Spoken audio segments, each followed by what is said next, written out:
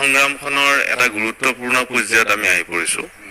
দেখাত যদিও স্থবিৰতা আহি পৰিছে, ঠিক তেনেকৈ নহয়। কেৱল ধাৰাটোহে সলনি হৈছে।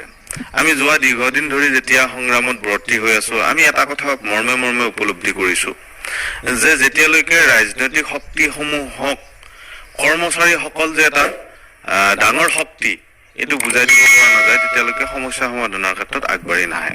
সেইকাৰণে যোৱা দীঘলীয়া সময়ছোৱাত আমি বিভিন্ন স্তৰত আমি সলনি কৰিছোঁ আমাৰ আগবঢ়াৰ যিটো প্ৰক্ৰিয়া। আমি ৰাজপথত গৈছোঁ, সংগ্ৰাম কৰিছোঁ, তাৰপিছত আকৌ টেবুললৈকে গৈছোঁ, আলোচনা কৰিছোঁ।